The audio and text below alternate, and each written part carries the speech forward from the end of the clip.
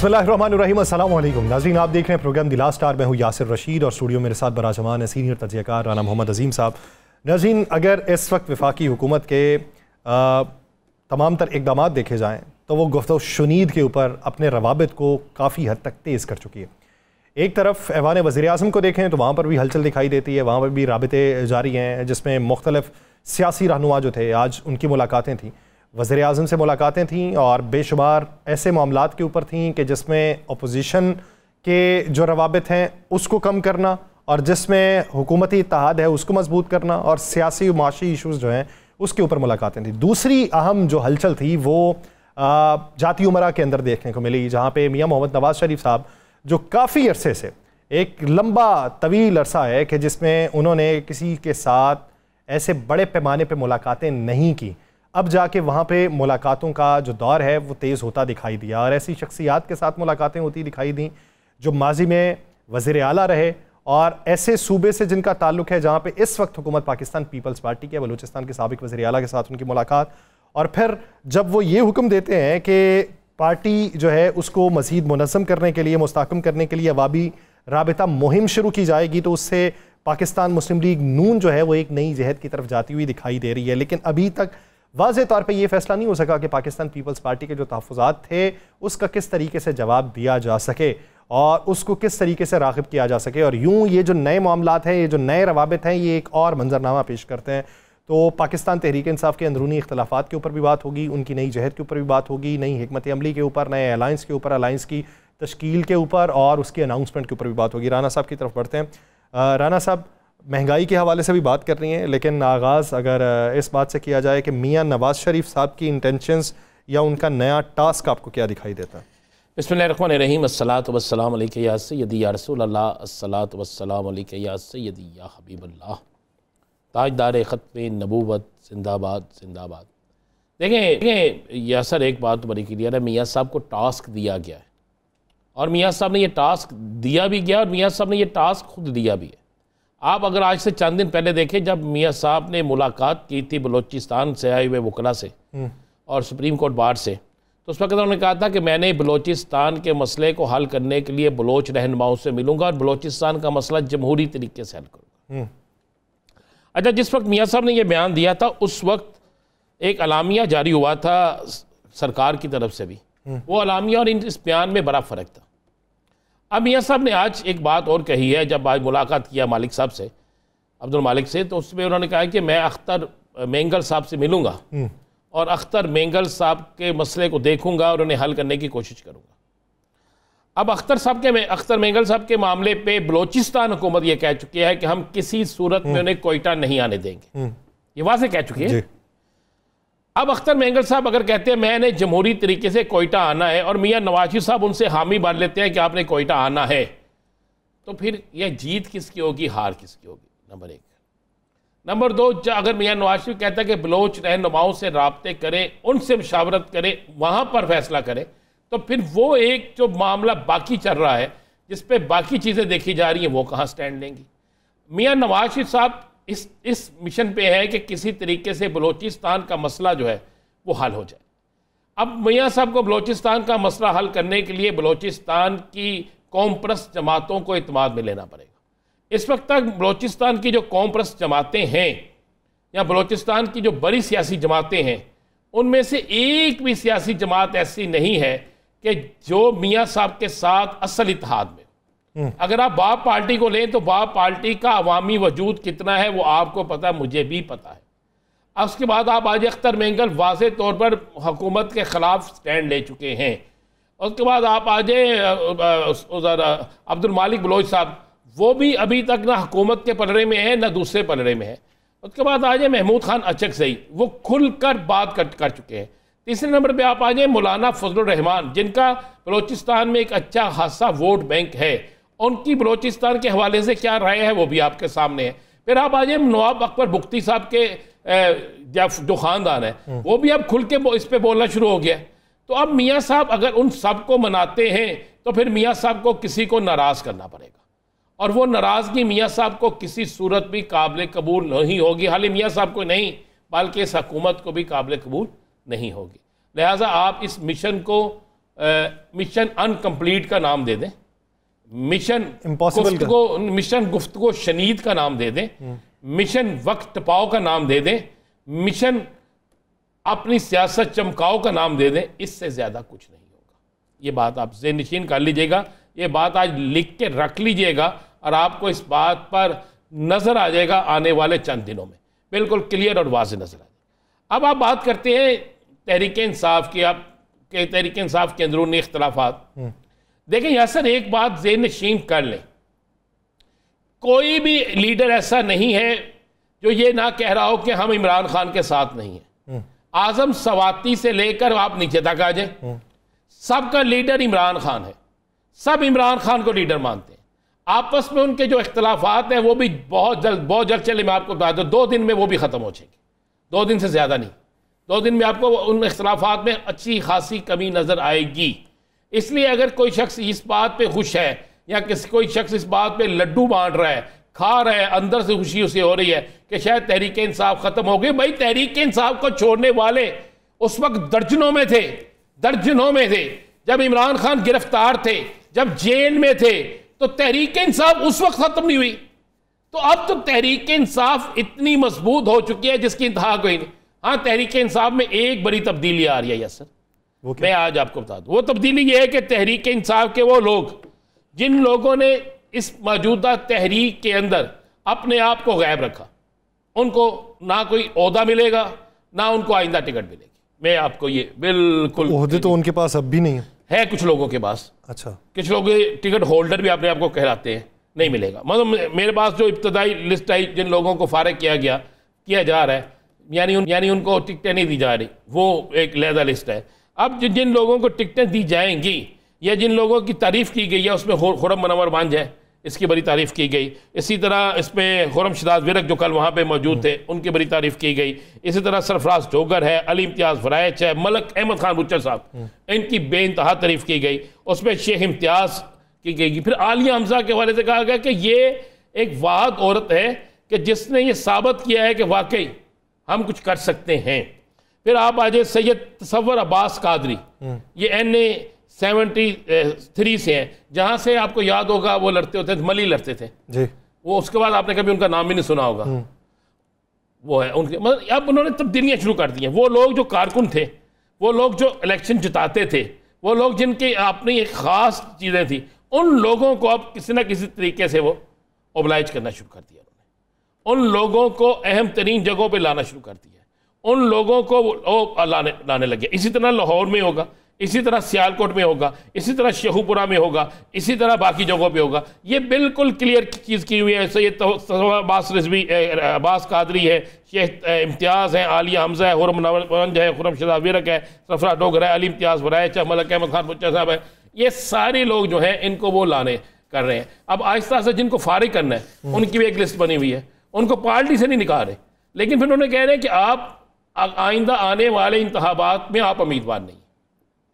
तहरीक इंसाफ अब अपनी चीज़ों को बहुत अच्छे तरीके से, बड़ी बेहतरीन तरीके से ना सिर्फ मैनेज कर रही है, बल्कि बेहतरीन तरीके से आने वाले वक्त में आगे लेकर जा रही है। ये मैं आपको वो बता रहा हूँ जो हो रहा है। और ये जो हो रहा है ना, इस पर अगर आप कोई कहे कि जनाब कि इस पर गलत हो जाएगा या इस पर कुछ लोग निकल के किसी और तरफ चले जाएंगे, और भाई जो निकल के जाएगा ना, उसको कल को कौंसलर जितने वोट भी नहीं बनने। आप ये देखें ना कि हमाद अजहर के इस्तीफे देने के बाद लोगों ने बड़ी बातें की।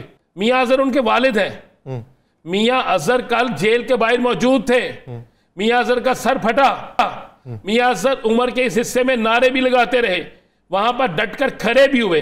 तो मुझे बताएं कौन कह सकता है कि कोई जा रहा है? तो कल के दिन आप मुख्तलिफ मंजरनामा देखते हैं मुलाकात के हवाले से? मैं आने वाले चंद दिनों में ना, मेरे पास खबर यह है कि कोई ख़ास मेहमान भी आए हुए हैं, और ख़ास मेहमान ख़ास पैगाम लेकर भी आए हुए हैं। अच्छा। और कोई ख़ास पैगाम जो है ना, उसके बाद बहुत कुछ होने वाला है। अब मुझे एक बात बता दें, इतनी परेशानी क्यों है इमरान खान के सियासी मुखालफी? इमरान खान का अब स्टेक पे क्या है? वो जेल में है ना। एक सूबे में उनकी हुकूमत है, उगा रही है। उनके अरकान असम्बली को तोड़ने की रोजाना कोशिश की गई, नहीं टूटे। अब स्टेक पे तो हुकूमत का सब कुछ लगा हुआ है। कि अगर हुकूमत वो नहरों कनाल का मसला हल नहीं करती, पीपल्स पार्टी नाराज होती है। ठीक है, MKM कहती है हमारे मसले हल करो नहीं तो हम नाराज होंगे। इसी तरह बाकी जो उनके साथ सियासी जमातें हैं वो अपना अपना ढोल बजा रही हैं। भाई इमरान, मामला सिर्फ ये हो गया है कि हम सब मीडिया पे लेके ना एक पार्टी को चल पड़ते, ऐसे करते, ऐसे करते, ऐसे करते, ऐसे करते। हकीकत कुछ और है। हकीकत यह है कि जनाब इस वक्त फंसे हुए हैं हुकूमत के लोग। अच्छा, इस वक्त फंसी हुई है इक़्तिदार में बैठी जमातें। किसने किसको क्या देना है? पीपल्स पार्टी आज भी कह रही है कि हम नहरों का मसला नहीं हल जो है किसी सूरत में इस पर कॉम्प्रोमाइज नहीं करेंगे। कल हमारे प्रोग्राम में आपने सुना किस तरह वो खुल के बात करते हैं। फरूख स्टार भी अपनी बात कर रहे हैं, बाकी लोग भी अपनी बात कर रहे हैं, हुकूमत भी अपनी बात कर रही है। मतलब हुकूमत के लोग खुद कह रहे हैं कि जनाब इस नहरों के मामले पे किसी सूरत पीपल्स पार्टी को वोट नहीं मिलेगा, NMK वोट देगी, ना फलां देगी ना फलां देगी। तो अब मसला तो असल हुकूमत को पढ़ना है। चलें देखते हैं, इसी बारे में मजीद बात करेंगे। एक ब्रेक लेते हैं, ब्रेक लेने के बाद नाज़रीन सियासी मंजरनामे पे गुफ्तगू होगी, कहीं नहीं जाएगा। Stay with us.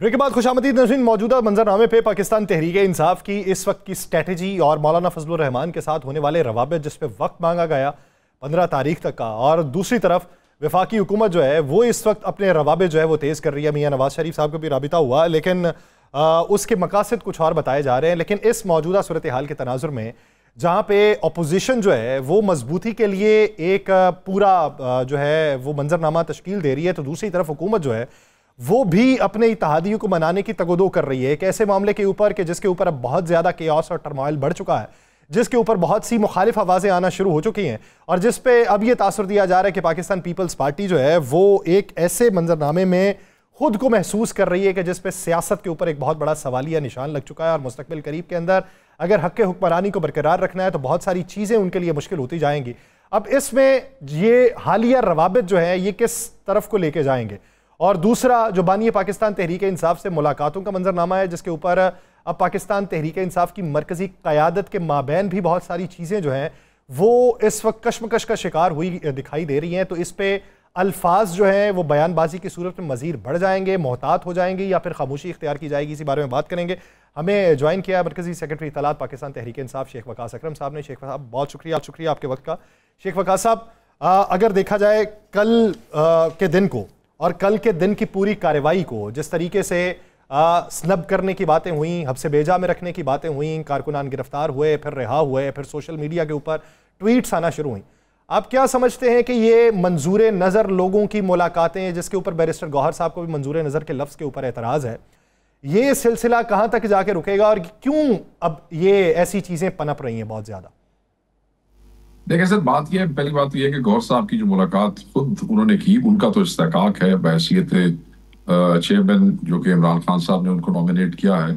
और इसके अलावा इमरान खान साहब और अदालत की तरफ से जो 3 कोऑर्डिनेटर मुकर्रर हुए, जिसमें गौहर साहब, सलमान अकरम राजा साहब और इंतजार पंजोता साहब, ये 3 लोग थे। तो अगर हम उसको भी देख लें, जैसा कि राजा साहब ने कल प्रेस कॉन्फ्रेंस में भी कहा, तो गौहर साहब का तो इस्तेकाक था। मैं नहीं समझता कि वो मनपसंद वाली डेफिनेशन में आएंगे। हाँ, बाकी लोगों के ऊपर पार्टी को, सेक्रेटरी जनरल को, सबको जो है वो बिल्कुल कंसर्न्स हैं।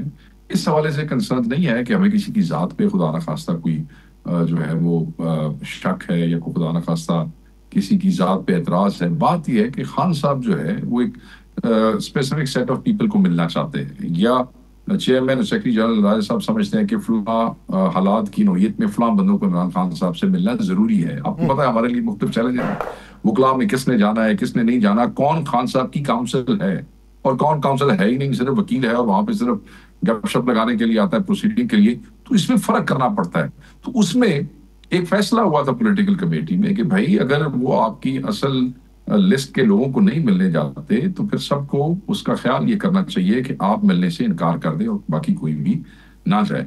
ये दिस इज हाउ इट मुझे याद है कि इसका फैसला हुआ था। तो उस फैसले की पाबंदी जरूरी है। अगर किसी ने नहीं की है तो उसने खान साहब के साथ भी ज्यादती की है, पार्टी के साथ भी ज्यादती की है, और बिल्कुल फिर सवाल उठते हैं। जब इस किस्म की बात हो जाती है तो हर तरह के सवाल उठते हैं। एक चीज बता दें, क्या किसी में अच्छा। से किसी एक शख्स से कभी ये पूछा गया कि जब फहरिस्त में नाम नहीं था, पार्टी क़यादत ने आपको कहा नहीं था, तो आप किसके कहने पे मिलने गए? सर ये अब सवालात होंगे, क्योंकि ये चीज अब उठी है और सेक्रेटरी जनरल हैज टेकन इसके ऊपर वो सीरियस नोट पे वो कर रहे हैं। तो अब वो इसको सवाल उठ रहे हैं, मीडिया भी पूछ रहा है, हमारे वर्कर, नौजवान, हमारे पार्टी के ओहदेदारान सब ये सवाल कर रहे हैं। It should be asked actually. अच्छा शेख साहब, आप तहरीक चलाने वाले हैं, तहरीक की तैयारियां हो रही हैं, तहरीक फ़ाइनल मरहले में है और आप समझते हैं कि इस वक्त पे जमात के अंदर एक इत्तेहाद और एक आवाज़ की ज़रूरत है, लेकिन इस वक्त में आके जमात के अंदर आवाज़ें बहुत ज़्यादा हो गई हैं, कोई ना कोई किसी ना किसी पर कोई ना कोई तनकीद करता नज़र आता है, तो क्या इस पर कोई फ़ाइनल डिसीजन या फाइनल हिकमत अमली ऐसी बन रही है? बिल्कुल सर, बिल्कुल है। ये फैसला हुआ है पॉलिटिकल कमेटी में कि ये पैटी इश्यूज है सर, इतने बड़े इशू नहीं है। ज्यादातर चीजें जैसे जुनैद अकबर और आतिफ के हवाले से कभी इन्होंने चीफ मिनिस्टर के खिलाफ को बयान दे दिए, पूरा दिन चलते रहे, किसी ने रिपोर्ट नहीं किया, आखिर हमें इनसे पूछना पड़ा, तो फिर उन्होंने खुद ट्वीट किया कि जी हमने ये नहीं किया।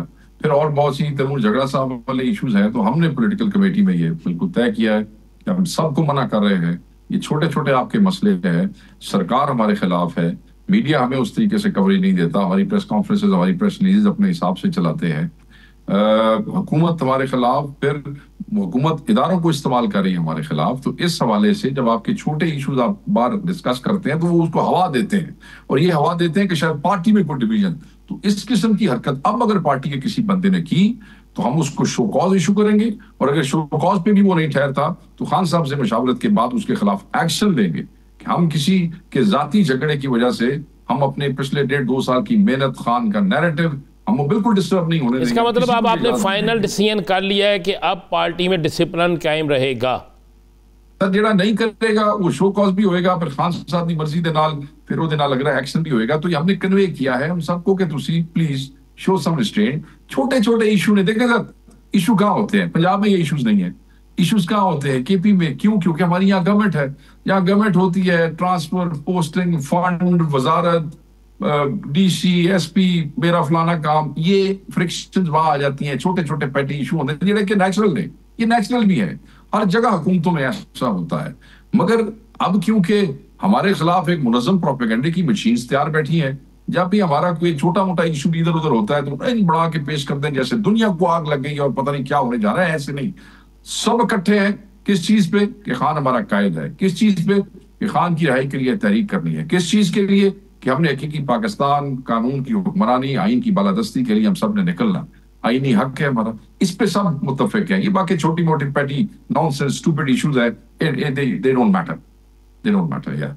तो फिर शेख साहब, जब आप कहते हैं कि मरकज़ महवर और तमाम तर जो शाखें निकलती हैं वो इमरान खान की ही ज़ात से निकलती हैं, तो फिर आतिफ खान साहब का एक बयान है कि कुछ पार्टी रहनुमा ऐसे हैं जो खान की रिहाई नहीं चाहते, तो फिर इसको किस तनाजुर में देखें? मैं समझता हूँ कि मुझे नहीं, मेरे इल्म में नहीं कि मेरे भाई ने कुछ किस्म का बयान दिया है। अगर उन्होंने ये बयान दिया है तो फिर उनकी जिम्मेदारी बनती है कि ऐसे अनासर की निशानदेही कर उनका नाम ले। आप ऐसे हवा में बात करके, क्योंकि मुझे नहीं पता कि उन्होंने ये बयान दिया है कि नहीं दिया, क्योंकि मैं किसी भी पार्टी के मेंबर के की उस पर कमेंट नहीं करना चाहता। मगर कोई भी आदमी, आप आतिफ खान साहब के बयान को छोड़ें, कोई भी आदमी इस किस्म का जनरल अगर बयान देता है तो उस आदमी को, मैं आतिफ खान की बात नहीं कर रहा, जो इस किस्म का जनरल कोई भी आदमी बयान दे उसको फिर जिम्मेदारी बनती है। इतनी बड़ी जमात है, पाकिस्तान की सबसे बड़ी जमात है, अगर उसमें इस किस्म के लोग हैं तो फिर आप सबूतों के साथ आप ऐसे लोगों का नाम लें, क्योंकि इस तरीके से तो आप सबको शक के दायरे में लेके आ रहे हैं और ये ज्यादती वाली बात है। हर आदमी कुर्बानी दे रहा है अपनी हैसियत के मुताबिक, अपने ही हिसाब से, जो जिसकी कैपेसिटी है उस हिसाब से अपनी कुर्बानी दे रहे हैं। General statement, sweeping statements are not good.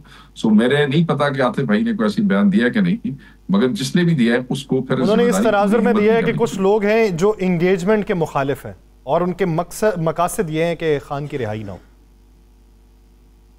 देखें, इस पार्टी में हर आदमी इमरान खान के नाम से, इमरान खान की जात से, इमरान खान की तस्वीर से एनर्जी हासिल करता है, एनर्जी ड्राइव करता है, वही सोर्स है। यहाँ तक हम कोई किसी और झगड़े पे तो लोग सरकार से, पुलिस से, इदारों से इतना लड़के आगे नहीं ना जाता, तो वो जज्बा क्या है, वो खान की जात है। तो मैं ये समझता हूँ कि कोई भी ऐसा आदमी नहीं है, अगर कोई है तो उसकी निशानदेही करें। इंगेजमेंट्स जो है खान ने कभी नहीं रोकी है, मगर खान साहब बड़े वाजे हैं इस मामले पे। हम पहले कह चुके हैं, खान साहब ने कहा मेरी जात के हवाले से, मेरी रिहाई के हवाले से ना कोई एंगेजमेंट ना कोई डील। इवन निगोशिएशंस कमेटी के अंदर भी जब हमने हमारी तरफ से जो दिए गए थे, उसमें हमने जुडिशल कमीशन और हमने वो जो 9 मई और 26 के हवाले से जो अपने वर्कर्स के कत्ताल और गिरफ्तारियों की बात की थी, खान साहब ने अपनी जात की बात नहीं उस पर रखी थी, उसमें भी हम बैठे थे। तो हम एंगेजमेंट के हक में थे ना, तो खान साहब की मर्जी से बैठे थे उस कमेटी में, ऐसे तो नहीं गए भी उनकी मर्जी से, आए भी उनकी मर्जी से। तो एंगेजमेंट मुल्क के लिए, एंगेजमेंट कौम के लिए, एंगेजमेंट इस मुल्क के मुस्तकबिल और मुफाद के लिए तो हो सकती है। खान कहता है मेरी जात के लिए ये लोग आपको वो करेंगे, ऐसे ना करें आप। तो ये अच्छा शेख साहब 15 तारीख तक टाइम लिया हुआ है मौलाना फजलुर रहमान ने आप लोगों से अपनी मशावरत मुकम्मल करने के लिए। 15 तारीख के बाद साड़ी तरफों तो हर शय होगी जब मुकम्मल, मतलब जो उन्होंने कंसर्न सन वो साढ़े को लाए, हमने वो कंसर्न जो थे हमने डिस्कस किए, और जो उसमें स्टेक होल्डर्स बनते थे उनसे बात हुई, उन सब ने कहा खान के हुक्म के आगे कुछ नहीं है। खान ने कह दिया कौन से रोले और कौन से कंसर्न, जैसे मसले हल चाहेंगे वैसे कर देंगे, तो नो कंसर्न, हमारी तरफ से खुला काम है। अब आप 15 तारीख को आपका डेलीगेशन मिलने जा रहा है मौलाना फजलुर रहमान से? नहीं डेलीगेशन की गल नहीं सर। फिर उन्होंने अगों किया, उन्होंने कहा जी ठीक है ਤੁਹਾਡੀ ਤਰਫੋਂ ਗੱਲ ਹੋ ਗਈ ਹੈ, ਹੁਣ ਤੁਸੀਂ ਮੈਨੂੰ ਮੇਰੀ ਸ਼ੂਰਾ ਨਾਲ, ਮੇਰੇ ਲੋਕਾਂ ਨਾਲ, ਮੇਰੇ ਦੋਸਤਾਂ ਨਾਲ ਗੱਲ ਕਰਨ ਵਾਸਤੇ ਟਾਈਮ ਦਿਓ, ਤੇ 15 ਤਾਰੀਖ तक ਹੁਣ आप किया, उस तो बाद कोई जवाब देंगे तो फिर उस तो बाद अगला लाइन होता है। आप अक्सर बात जब किया करते हैं तो कप्तान की रिहाई के हवाले से आपकी बात होती है, तो आप कहते हैं कि बहुत जल्द, साहबजादा अहमद रज़ा ने भी कहा कि बहुत जल्द सवेर होने वाली है, बहुत जल्द का लफ्ज़ इस्तेमाल किया, और बहुत से लोगों ने अब ये कहना शुरू कर दिया। आप क्या समझते हैं कि कब सुबह होने वाली है पीटीआई के लिए?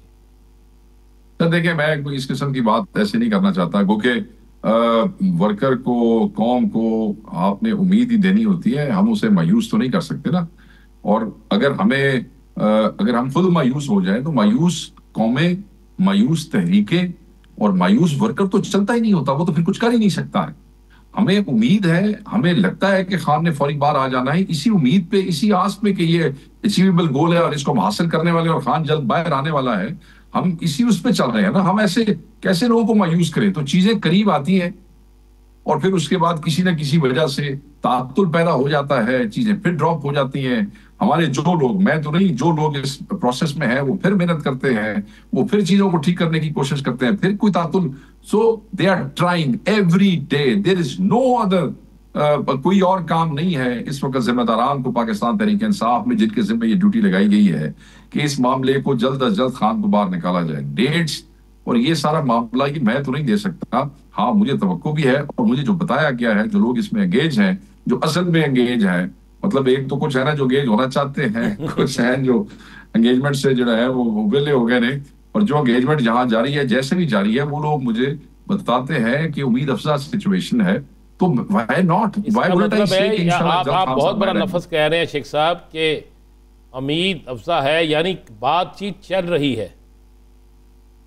सर बातचीत तो, मिनिमम लेवल ऑफ एंगेजमेंट तो हमारी एक अहम तरीन सूबे में हुकूमत है, वो तो किसी न किसी तनाजुर में मिनिमम लेवल ऑफ एंगेजमेंट तो रहता है। उसके बगैर ये कैसे स्टेट कैसे चल सकती है अगर कनेक्ट ही कोई ना हो? तो वो तो रहता है, फिर चीजें चलती है। मगर वही बात है कि उसमें कोई ना कोई चीज जब सामने आएगी तो आपके साथ जरूर शेयर करेंगे सर। हम अपने कायद को तो नहीं अंदर देखना चाहते ना, हम तो लोगों की क्रिटिसिज्म भी बर्दाश्त कर रहे हैं, अपनी पार्टी वालों का क्रिटिसिज्म भी बर्दाश्त कर रहे हैं। जेरा उठता है जो उहदे मुंह चाहता है ऑल फॉल गुफ्तगू कर देता है, असी को भी खंदा पेशानी नाल कहने ठीक है, साढ़े अपने ने बच्चे ने जो कहने ठीक है। ऑल फॉल गुफ्तगू से शेख साहब याद आया कि सुनने में आया आपका कोई कसूर के अंदर भी डेरा है। ओ तुसी मेरा जवाब नहीं सर, मेरा जवाब भी पढ़ लेना सी ट्वीट चली हुई। नहीं सर, अच्छा मजे वाली बात है, जिस दिन किसी ने लिखा ना तो मैंने उस डेरे वाले का नाम भी लिख दिया और फिर मैंने कुछ तस्वीरें भी शेयर कर दी, उसके बाद मेरा अकाउंट जो है ना वो सर मैं जिंदगी में आज तक, ये आपको मैं बता देता हूँ, मैं जिंदगी मैं इस वास्ते नहीं कहना चाहता कि वो एक बार मरियम नवाज साहब ने भी कहा था मेरी तो कोई चीज भी नहीं है, मेरा तो फलाना ठिकाना भी नहीं है। I don't want to sound like that भाई जी, बिल्कुल मेरी कसूर कोई जायदाद नहीं है, मेरा कसूर कोई डेरा नहीं है। मैं झंग दा बासिया रिहायशी है, I am proud Jhangvi and Punjabi and Pakistani. मेरा जो जायदाद, मेरा जो डेरा है वो मेरा बिल्कुल झंग में है और सारी दुनिया के सामने है। मेरे कोई गेस्ट हाउसेस कोई नहीं है। मेरा जो बिजनेस है मेरी फैमिली का वो ट्रांसपोर्ट का है, जो ये हुकूमत रोज बंद करती है। मैं रोज अदालत में जाता हूँ, खुलवाता हूँ। जो फैक्ट्रियां हुकूमतें बंद करती हैं मैं अदालतों से उसके ऑर्डर लेके आता हूँ। और वो जो वीडियो है जो उन्होंने चलाई, आपने देखी होगी, वो किसी जगह पे मेरा नाम है और बाकी जगह पे जेड़ा मुखालिफ सी ना, उसने वो उसी का डेरा बना के तो वो ट्वीटें कर दी। मैंने प्रेस कॉन्फ्रेंस में भी अगले दिन किया कि ये जो हमारी मुखालिफ हुकूमत नून लीग की बैठी है, इन्होंने भी कोई सोशल मीडिया ब्रिगेड्स बनाई है जो कि इस किस्म के प्रोपेगेंडे करती रहती हैं। तो ये इनकी उस ज़हन की अच्छा शेख साहब, अब आपकी जायदाद काफ़ी होगी, आपके डेरे शेरे होंगे, इसलिए एक बेनामी सा डेरा आपके नाम लग गया तो आपने उसकी वजाहत दे दी। हमारे जैसों के नाम लग जाए ना सर साडे वर्गे नाम लग जाए ना तो ਅਸੀਂ वैसे ही कहते हैं कि भाईजान बड़ी गल है जो किसी ने ਸਾਨੂੰ ਇਸ ਲਾਇਕ ਸਮਝਿਆ ਸਾਡਾ ਵੀ ਕੋਈ ਡੇਰਾ ਕਿ ਕੋਈ ਚੰਗੇ ਹਿਸਾਬ ਤੇ ਨਾ ਲੱਗਦਾ ਤੇ ਮੈਂ ਕੋ ਕਹਿ ਵੀ ਦਿੰਦਾ ਤੇ ਇਹ ਕੋਈ ਗੱਲ ਸੀ ਜਿਹੜੀ ਉਹਨਾਂ ਨੇ ਕੀਤੀ ਹੈ ਤੇ ਇਹਦਾ ਤਾਂ ਜਵਾਬ ਦੇਣ ਦੇ ਵੀ ਜੋਗਾ ਨਹੀਂ ਸੀ। ਮੇਰੀ ਗੱਲ ਸੁਣੋ, मजे की गल है। पर्चे इन्होंने दहशतगर्दी के करके देख लिया, हम पे बगावतों के पर्चे कर लिया। FIA के भी वो JIT में मेरे इन्होंने वारंट निकाल दिया, हालांकि मुझे नोटिस ही नहीं मिला। ये ऐसे बादशाह लोग हैं। और मैंने वो JIT चैलेंज भी की है हाई कोर्ट में, वहां को नोटिस आए हुए इंसानों को जो मेंबरान है JIT के।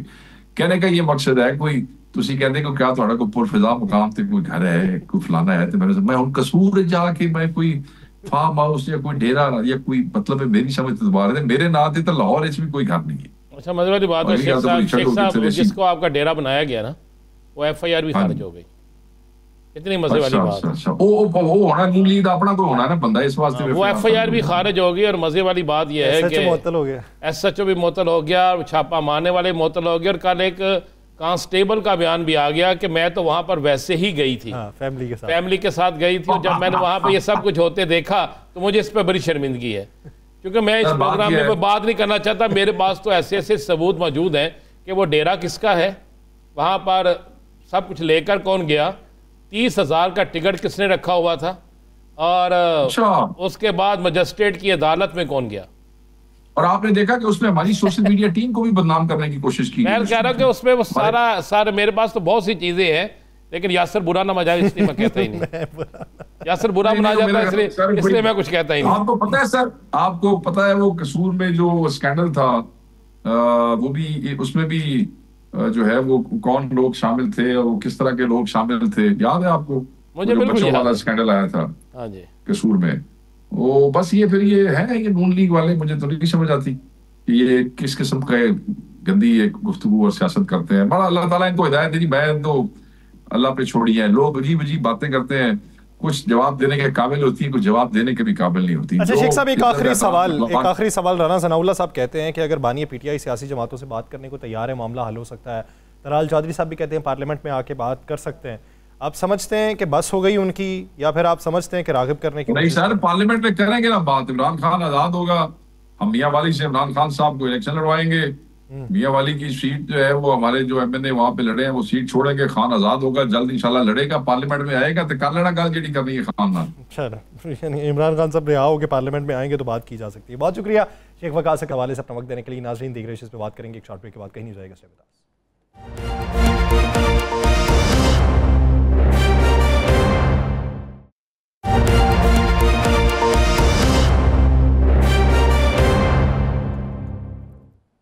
ब्रेक के बाद खुशामदीद नाज़रीन। पाकिस्तान तहरीक इंसाफ के तहफ़्फ़ुज़ात और अब तक की हुकूमत की तरफ से हिकमत अमली जो है वो वाज़े तौर पे जो है कोई मंजरनामा पेश नहीं कर रही, अभी मुबहम है, इबहाम बहुत से पाए जाते हैं।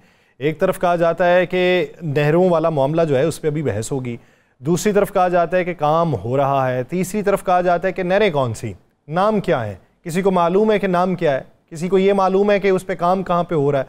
तो ये ख़याली मंजरनामा, ये जो इस वक्त पेचीदा सूरत हाल इस वक्त पनप रही है, इसका मुस्तकबिल क्या होगा और पाकिस्तान पीपल्स पार्टी कब तक इस मामले को तूल दे सकती है कि जिसके बाद हतमी तौर पर फैसला करना है। इसी बारे में बात करने के लिए मैं ज्वाइन किया है पाकिस्तान पीपल्स पार्टी के सीनियर रहनुमा कमर ज़मान कायरा साहब ने। कायरा साहब बहुत शुक्रिया आपके वक्त का।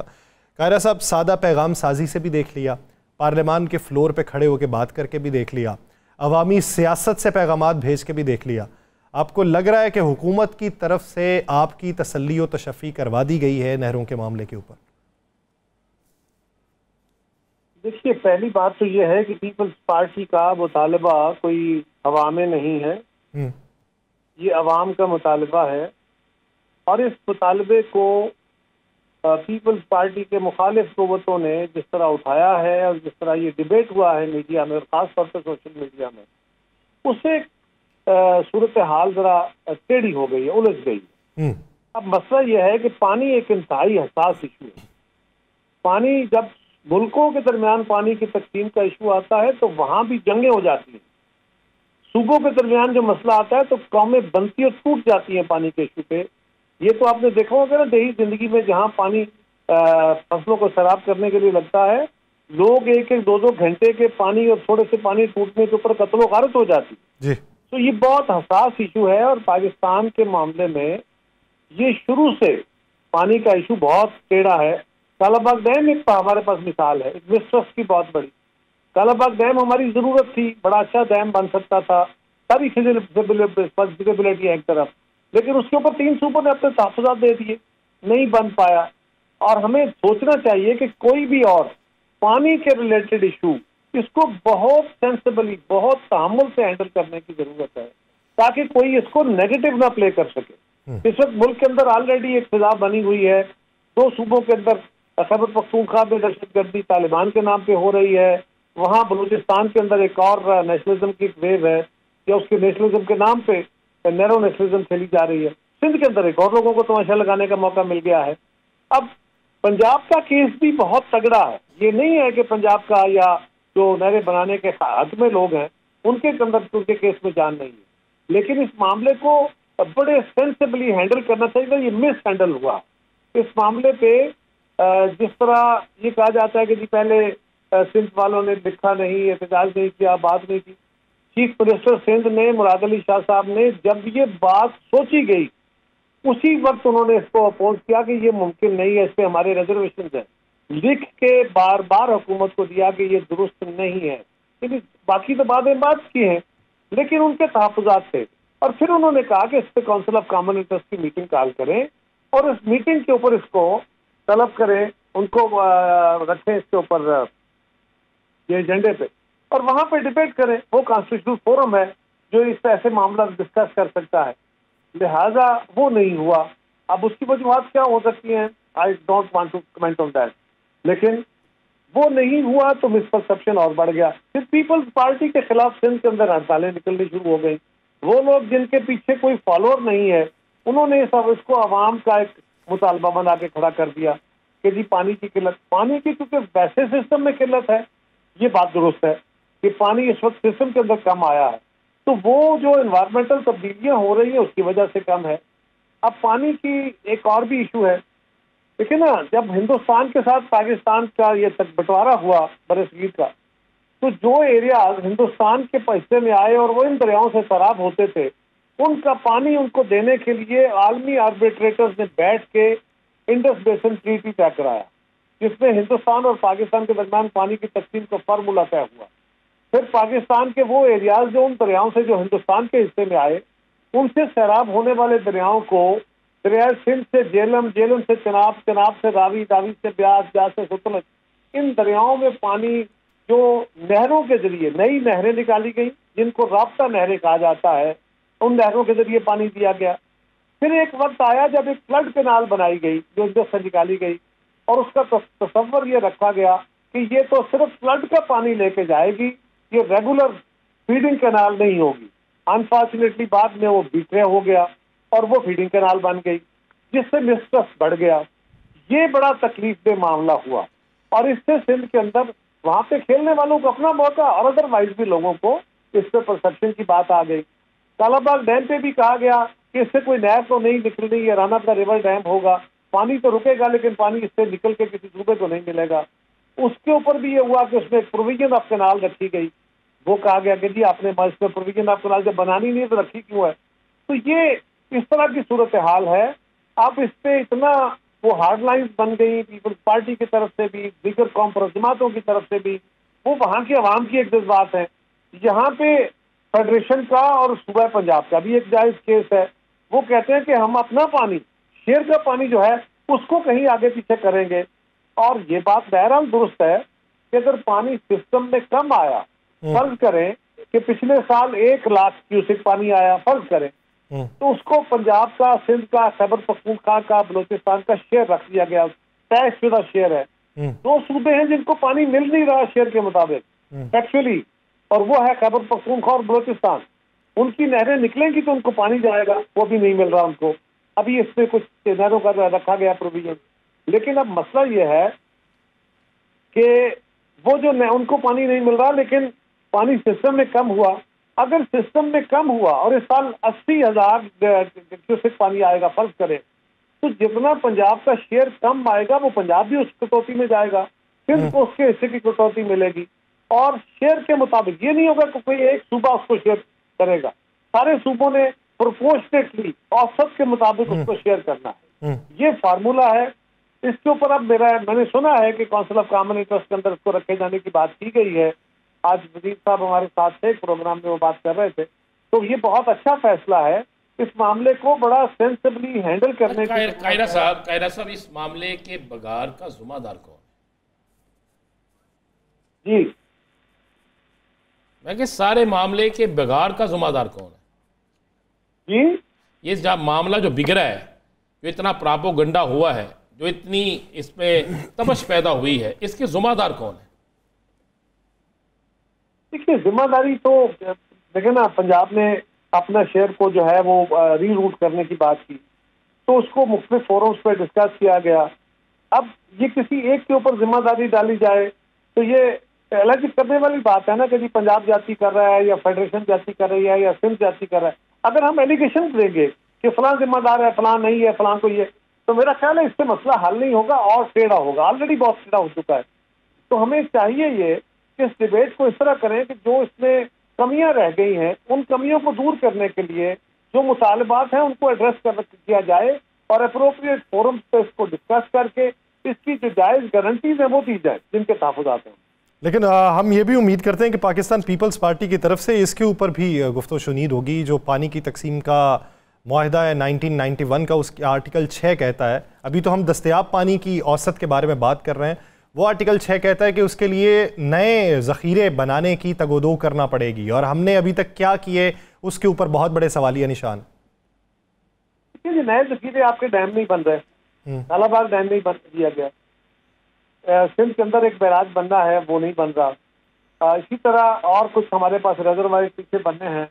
भाषा डैम बड़ा स्लो है। जरदारी साहब ने हमारी गवर्नमेंट के दौरान ये कहा था कि हमें इंटरनेशनल फाइनेंसिंग कराना बड़ा मुश्किल हो जाएगा इन प्रोजेक्ट का, तो जो गिलगित बल्तिस्तान रीजन के अंदर डैम बनने हैं या प्रोजेक्ट बनने हैं, पावर प्रोजेक्ट इंडस पे, वो हम चाइना से ले लें, भले महंगे ले लें, क्योंकि वही एक वाइड सोर्स है हमारे पास।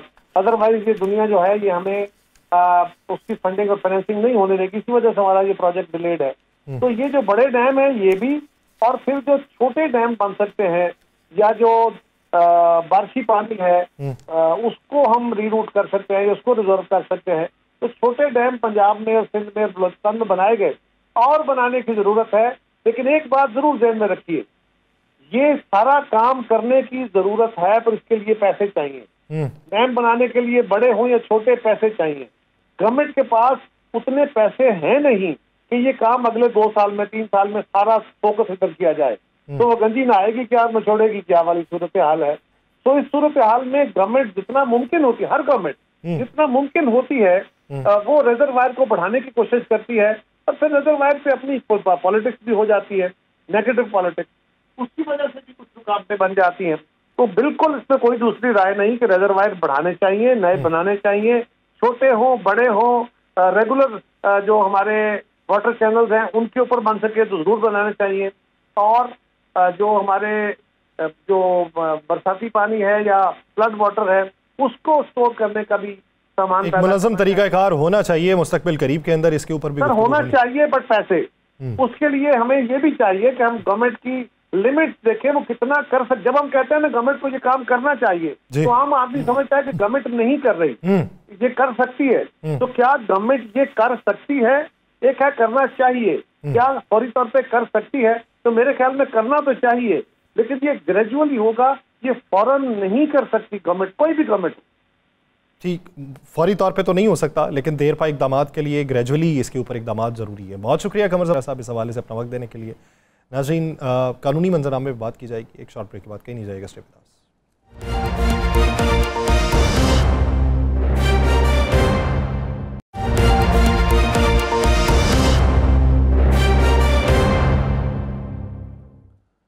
ब्रेक के बाद खुशामदीद नाज़रीन। मौजूदा अगर कानूनी मंजरनामे को देखें तो कानूनी मंजरनामे के ऊपर जो केसेस की एयरिंग इस वक्त हो रही है, बहुत सारे केसेस जो हैं जिन्हें 4 माह में इस वक्त कंप्लीट करने की हिदायत जारी की गई हैं। पानी के मामले पे केसेस देखें तो उसका मंजरनामा जो है वो काफ़ी पेचीदा दिखाई देता है। उसके अलावा इलेक्शन कमीशन के अभी तक जो मेंबरान की तैनाती नहीं हो सकी, वो एक बहुत बड़ा सवालिया निशान है। और फिर इलेक्शन कमीशन की सुप्रीम कोर्ट से ओवरसीज़ की वोटिंग के लिए दरख्वास्तें खारिज करने की जो इस्तदा है, उसके ऊपर उन लोगों की तरफ से जिन्हें नए आइन के तहत जिसमें तरमीम की गई इख्तियारात तफवीज़ किए गए और अब वो एडहॉकिज़म की बुनियाद के ऊपर ही नौकरी कर रहे हैं, और उनकी तरफ से ये दरख्वास्त का दायर किया जाना, तो आने वाले दिनों के अंदर कानूनी मंजरनामे पर मज़ीद कितनी पेचीदगियाँ जो है सुलझती हुई दिखाई देंगी और कितनी मज़ीद उलझ जाएंगी, इसी बारे में बात करेंगे। हमें ज्वाइन किया है माहिर कानून बैरिस्टर शाहिद मसूद साहब ने। बैरिस्टर साहब, बहुत शुक्रिया आपके वक्त का। बैरिस्टर साहब, अगर देखा जाए, एक तरफ एक वक्त था जब ओवरसीज़ पाकिस्तानियों के वोटिंग के हवाले से बातें बैनुल-अक़वामी सतह पे होने लगी, पाकिस्तान में इलेक्ट्रॉनिक सिस्टम जो है वोटिंग का, उसके मुनज़्ज़म होने की बातें होने लगीं, शफाफ तरीके से आगे बढ़ने की बातें होने लगीं, तो उसके बाद केसेस चले, मंजरनामा आपको सारे का सारा मालूम है। अब जो इलेक्शन कमीशन सुप्रीम कोर्ट में गया है, इसका मुस्तकबिल आपको क्या दिखाई देता है? और अगर ये इन्हें जो वोटिंग है उसके हक से महरूम कर दिया जाता है, दरख्वास्तें खारिज कर दी जाती हैं, क्या सेटबैक देखने को मिलेगा? बिस्मिल्लाहिर्रहमानिर्रहीम। यासर साहब, बहुत शुक्रिया, आपने शरीक गुफ्तगू किया और इस अहम मौजू के ऊपर आपने गुफ्तगू का आगाज़ किया। गुजारिश ये है कि पाकिस्तान के इलेक्शन, अगर पाकिस्तान की तारीख को देखा जाए तो पाकिस्तान में कोई एक भी ऐसा इलेक्शन नहीं जिसके ऊपर सवालिया निशान नहीं उठे। हालिया इलेक्शन जो 2024 का था, इसके हवाले से भी आपने बहुत बड़े क्वेश्चन मार्क देखे और एक इसकी लेजिटिमेसी, इसकी लीगैलिटी के ऊपर बहुत बड़े क्वेश्चन मार्क थे। और आप सब जानते हैं कि एक पार्टी, जिस तरह ये इलेक्शन हुआ, एक पार्टी को कॉर्नर किया गया, इसके अलावा लोगों को डिसफ्रेंचाइज किया गया, मतलब जिस तरह के इलेक्शन हुए। और फिर ओवरसीज़ पाकिस्तानीज़ की जब हम बात करते हैं तो उनके पैसे से तो हमें बहुत प्यार है, हम चाहते हैं कि वो अपने पैसे यहाँ पे भेजें, उनके लिए किसी किस्म की रोक थाम ना हो, बल्कि वो जितना मैक्सिमम भेज सकते हैं भेजें और हम उससे इस्तेफादा हासिल करें। लेकिन उसके साथ साथ हम ये चाहते हैं कि वो अपना वोट ना कास्ट कर सकें। आपको याद होगा ये मामला पिछली हुकूमत के अंदर उठा और उसके अंदर इलेक्ट्रॉनिक वोटिंग मशीन के हवाले से बात हुई, और साथ ही ये बात हुई कि जो ओवरसीज़ पाकिस्तानीज़ हैं उनको वोट का हक दिया जाए और उनके वोट कास्ट किए जाएं, क्योंकि जमहूरियत का असल जो चेहरा है वो सारे लोगों के वोटों के साथ ही है। आपको पता है पाकिस्तान की आबादी 25 करोड़ से ज़ायद है अब, और जो वोट टर्नओवर होता है और जो हमारी वहाँ पे जो रेशियो है वोट कास्टिंग की, वो 4 करोड़ से भी नीचे है। तो तकरीबन 21 करोड़ अवाम वो है जिसका वोट कास्ट ही नहीं होता, और फिर एक हुकूमत बन जाती है और वो हुकूमत जो है वो आप सब के सामने होती है जो मामलात पाकिस्तान के अंदर रहे। तो मेरा ये ख्याल है कि ये कानूनी तौर पे इसके अंदर कोई कानूनी कदगर नहीं है कि ओवरसीज़ को ये हक दिया जाए कि वो अपने वोट का सही तौर पे इस्तेमाल करें, क्योंकि वो लोग ऐसे माशरों के अंदर जाकर, ऐसे मुल्कों के अंदर बैठे हैं जहाँ पे सही मानों के अंदर जमहूरियत है, वो लोग बाशऊर हैं, वो लोग ये समझते हैं कि हमें किसको वोट देना है, अपनी ज़मीर की आवाज़ पे देना है। तो मेरा ये ख्याल है कि इसके ऊपर सुप्रीम कोर्ट को भी जो है अपना किरदार अदा करना चाहिए। जब हमें उन लोगों के पैसे से प्यार है तो उन मुहिब्बे वतन पाकिस्तानियों के वोट से भी हमें उतना ही प्यार होना चाहिए। बैरिस्टर साहब, आज 9 अप्रैल है, एक हुकूमत गई, उसके बाद और उससे पहले कुछ फ़ैसले बड़ी तेज़ी के साथ आसुस नोटिस पे लिए गए। रात 12-12 बजे तक अदालतें चली, फ़ैसले लिए गए। कहा गया कि कानून जो है वो अपना रास्ता खुद बनाता है, और हर फैसला जो है वो मौके पर ले लेना चाहिए। अब आकर फैसले ऐसे क्यों नहीं आ रहे? इलेक्शन हो गया, लोगों की पटिशन्स हैं, पटिशन का फ़ैसला कुछ अरसे में होना चाहिए, एक मुद्दत का तयन किया गया है, अभी तक लोगों को नोटिस पे नोटिस सिर्फ होते जा रहे हैं। इसी तरह और भी बहुत से केस हैं, 9 मई के केस हैं, दीगर मामलात के केस हैं, इनके फ़ैसले तो होने चाहिए ना। अब तो सुप्रीम कोर्ट ने भी कह दिया है कि भाई फ़ैसला करे, ट्रायल जो है इसे मुकम्मल करें और इस पर फैसले करें। तो ये कानून कब अपना रास्ता लेगा? देखिए राना साहब, ये एक बड़ा ही अहम सवाल है जो आपने उठाया है पाकिस्तान के अदालती निज़ाम के हवाले से। एक चीज़ बड़ी अहम है, ये सारे की सारी जो मुसीबत की जड़ है या ये जो हिजानी कैफियत है अदलिया के अंदर, इसकी जो रूट कॉज है वो 26वीं आइनी तरमीम है। उस 26वीं आइनी तरमीम ने हमारी अदलिया को एग्जेक्टिव के ताबे कर दिया। आज आला अदलिया के जज एक दूसरे के सामने खड़े हैं, आप लोग खुद देखते हैं इस्लामाबाद हाई कोर्ट के अंदर क्या मामलात बन रहे हैं। Chief justice Islamabad high court के जो है उनको एक एक्टिंग चीफ जस्टिस को दूसरी जो है जुरिस्डिक्शन से उठाकर लगाया गया है। उसके ऊपर जो वहाँ के लोग हैं उनको एक जो जजेस हैं उनको एक सीरियस किस्म की रिजर्वेशन है। एक जज जो है और बल्कि 5 या 6 जजेस मिलके अपनी एक पिटीशन सुप्रीम कोर्ट के अंदर लेकर जाते हैं जो एक आइनी मामला है। और आपको याद होगा कि 26वीं आइनी तरमीम के अंदर एक बुनियादी वजह यह भी थी कि जो आईनी मामलात हैं उनके फैसले सुप्रीम कोर्ट से जल्द नहीं हो रहे और एक बहुत बड़ा बैकलॉग है। तो ये जजेस के मामले के अंदर भी आप देखें पिछले 2-3 महीने से उनकी पिटीशन पेंडिंग पड़ी हुई हैं और उसके ऊपर कोई फैसला नहीं। इसी तरह ही बाकी जो मामलात हैं उनके अंदर जो हमारी आला अदलिया है उसके अंदर जो 26वीं आइनी तरमीम की जिस चीज़ के ऊपर बेस बनाई गई थी कि हम लोग ये बैकलॉग कम करेंगे, जो लाखों की तादाद के अंदर केसेस पड़े हैं इनको ख़त्म करेंगे, लेकिन उसका कोई खातर खा रिजल्ट आ नहीं रहा। बल्कि उस 26वीं आइनी तरमीम ने अदालत को एक दूसरे के आमने सामने लाकर खड़ा कर दिया है। तो इन हालात के अंदर मेरा ये ख्याल है कि शायद जिस तरह की प्रोएक्टिव अदलिया आपको पहले नजर आती थी अब शायद वो नजर ना आए। उसकी बुनियादी वजह आपस का इख्तलाफ है। हर जो है हाई कोर्ट या सुप्रीम कोर्ट के अंदर भी आप इख्तलाफ खुल के सामने आते हैं। जस्टिस मंसूर अली शाह जो सीनियरिटी में सबसे ऊपर थे उनको पीछे हटा दिया जाता है, कॉन्स्टिट्यूशनल बेंच बना दिया जाता है और उसके बाद कॉन्स्टिट्यूशनल कोर्ट्स की फिर बाज़गश सुनाई देती है। तो जब इस तरह की हिजानी कैफियत अदलिया के अंदर मौजूद होगी तो मैं ये समझता हूं कि ये मामलात ये फैसले लेट होते जाएंगे और एग्जेक्टिव इस वक्त चाहती भी ये है कि शायद ये फैसले ना हों। जिस तरह 9 मई के हवाले से आपने बात की, बारहा अदालतों के अंदर ये बात आई कि 9 मई के अंदर चीज़ों को डिग आउट होके सही मानों के अंदर जो एविडेंस रिकॉर्ड करने के बाद सही जो हकीकत है वो सामने आनी चाहिए, लेकिन वो भी अभी तक नहीं आई। 2-2.5 साल से ज़्यादा का अरसा हो चला है लेकिन कोई एक भी फैसला 9 मई का किसी एक भी जो अदालत है जो आईनी अदालत है उसके तहत नहीं आया, बल्कि जो अदालतें मिलिट्री कोर्ट्स जिनको कहते हैं उनके फैसले आए और उनको भी आगे चैलेंज किया गया, लेकिन आज तक उनके हवाले से भी अपील्स वगैरह फिक्स नहीं हुई। लेकिन तो आज उसके ऊपर समाअत तो हुई जिसपे जस्टिस जमाल खान मंदोखेल साहब ने सवाल उठाया कि मिलिट्री कोर्ट्स के ट्रायल का रिकॉर्ड तो हम नहीं देख सकते, तो शिकायत कुनिंदा केस कैसे केस सुन सकता है? देखिए बात यह है जो जस्टिस जमाल खान मंदोखेल साहब ने बात की, जो ट्रायल जहां पे चल रहा है केस तो उसी केस के उसी कोर्ट के अंदर चलेगा और वही कोर्ट उसका फैसला करेगी। एक जुरिस्डिक्शन से दूसरी जुरिस्डिक्शन में केस ट्रांसफर नहीं हो सकता। अब जिस तरह सुप्रीम कोर्ट ने डायरेक्शन भी दी कि 9 मई के केसेस आपको 4 महीने के अंदर अंदर फैसले करने हैं, तो इसके अंदर किसी किस्म का कोई मुजायका या कदगर नहीं है कानूनी तौर पर। आप जो है केसेस को डे टू डे बेसिस पे चला के उनको उनके मंतकी अंजाम तक पहुंचा सकते हैं।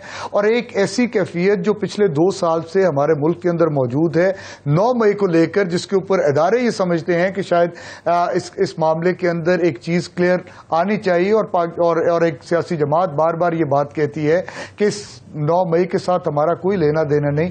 तो मेरा ये ख्याल है कि इनको प्रायोरिटी बेसिस के ऊपर डे टू डे बेसिस के ऊपर चला के इनके फैसले आने चाहिए। इसी तरह कानून और इंसाफ अपना राह लेगी।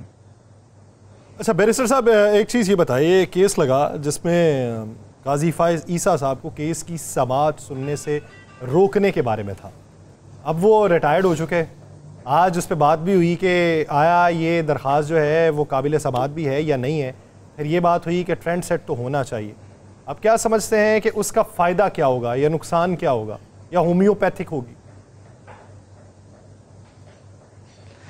देखिए, बात यह है, जब काजी फ़ायज़ इज़्ज़त साहब इस कोर्ट के जज थे तो उस वक्त उनके हवाले से एक एप्लीकेशन आती है कि हमारे केसेस आपके पास ना आए। आपका जो है जो आपका एक बायस्ड है वो हर केस के अंदर नज़र आता है। तो उसूली तौर पे तो ये होता था कि अगर किसी जज के ऊपर या किसी अदालत के ऊपर एक मुद्दई मुकदमा या दूसरा फरीक एतराज़ उठा दे कि हमें इस मुंसिफ के ऊपर यकीन नहीं है कि ये इंसाफ के तकाज़ों को पूरा कर सके, तो जज अखलाकी तौर पे खुद ही उस केस से पीछे हट जाते थे। और इसकी हमारे पास सैकड़ों नहीं हज़ारों मिसालें मौजूद हैं। लेकिन शोमिये किस्मत के पिछले कुछ अरसे के अंदर हमारी अदालतों के अंदर कुछ इस तरह के मामलात बने जिसने ना सिर्फ अदलिया की साख्त को नुकसान पहुंचाया बल्कि जजेस ने ये कहकर खुद ये कहा कि हमें कौन रोक सकता है इन केसेस को सुनने के लिए। तो ये मैं समझता हूं कि कानून और इंसाफ के तकाज़ों के ऐन मुनाफी था। ऐसा नहीं होना चाहिए था कभी भी, क्योंकि सुप्रीम कोर्ट या हाई कोर्ट या कोई भी जज किसी भी अदालत का वो इंसाफ की सीट पे बैठ के उसको इंसाफ के तकाज़ों को पूरा करना है। और अगर किसी एक फर्द को उसके ऊपर कोई तशवीश लाहक है तो दूसरे जज भी उसी तरह की हैसियत रखते हैं और वो इंसाफ कर सकते हैं। तो मेरा ख्याल है कि वो जो एप्लीकेशन पहले आई थी वो तो अब इन्फ्रुक्चुअस होगी, अब तो नया बेंच आ गया। लेकिन उस बेंच के हवाले से जब आप कॉन्स्टिट्यूशनल बेंच की बात करते हैं तो उसके हवाले से भी बहुत सारी बातें ये आती हैं कि जो सीनियर मोस्ट जजेस हैं उनको इस कॉन्स्टिट्यूशनल बेंच का हिस्सा होना चाहिए, उनको साथ लेकर चलना चाहिए, ताकि जो फैसले ये अदलिया दे वो उन फैसलों की एक एहतराम और उनका एक जो है जो एक्सेप्टेबिलिटी है टुवर्ड्स द जनरल पब्लिक वो हो सके।